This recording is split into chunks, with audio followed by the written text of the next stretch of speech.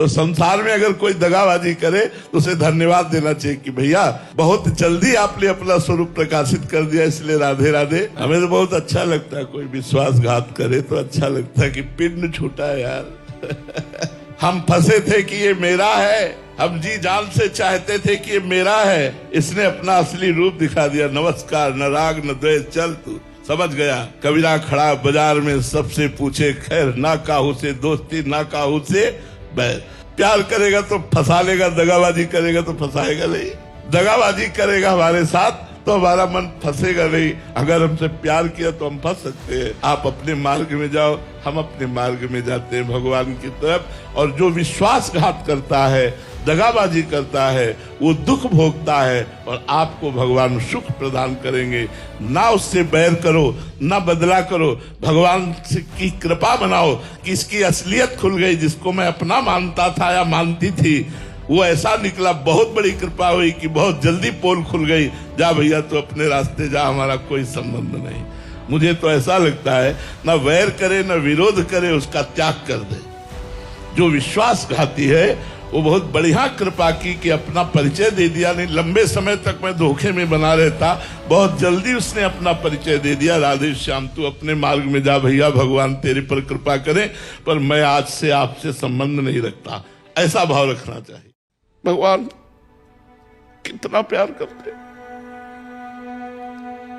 हमारा कुछ नहीं होता, सिर्फ उनकी करुणा होती है, सिर्फ उनकी। कलिकाल की कुचाल में मन को संसार से हटाकर भगवान में लगा पाना बहुत दुर्लभ बात है, पर वो खींच लेते हैं।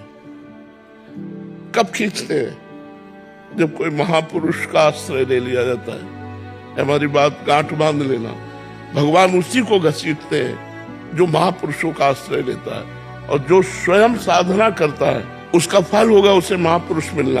और जब महापुरुष की कृपा होगी तब भगवान उसको स्वीकार कर लेते हैं। आज तक किसी को भी स्वीकार किया हो स्वयं से तो हमें बताना, उसके बीच में किसी महापुरुष का कृपा प्रसाद होगा। अगर प्रहलाद जी भक्तराज है तो देवर्षि नारद जी का वरद हस्त है। अगर ध्रुव जी अटल पदवी में है तो देवर्षि नारद जी का वरद हस्त है। ऐसे जगह जगह बिना महापुरुष के कोई भगवान का लाडला नहीं बन सकता। और भगवान की अपार कृपा बरस रही है। प्रिया प्रीतम ऐसे रस बरसा रहे, बस हमें ऐसे पीना। हम ऐसे हैं, महापुरुष जन जबरदस्ती करके ऐसे कर देते हैं, तब हम पान कर पाते हैं। हम पान करने भी चलते हैं तो ऐसे पान करते हैं, अहम युग। और ये अहम से पान नहीं होता, ये दैन्य से पान होता है। वो दैन्य अहम का नाश सिर्फ महापुरुष जन करते हैं। ये किसने कह दिया तुमको कि सब कुछ भाग्य पर निर्भर है? कुछ लिखा हुआ है कि क्या हमारे साथ? नहीं, क्या लिखा हुआ है? ये लिखा हुआ है कि आज तुम हमारे पास आओगे। मैं वही पूछना चाहता हूँ। नहीं, ये नहीं लिखा हुआ है। उसमें कुछ लिखा हुआ है।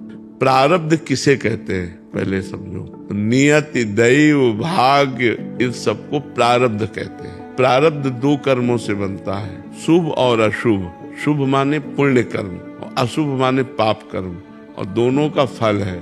शुभ का फल है सफलता, विजय, अनुकूलता, विविध सामग्री, भोग सामग्री। और अशुभ का फल है हार, असफलता, विपत्ति, दुख, रोग, संकट, नाना प्रकार का। ये दो चीजें केवल लिखी हुई है।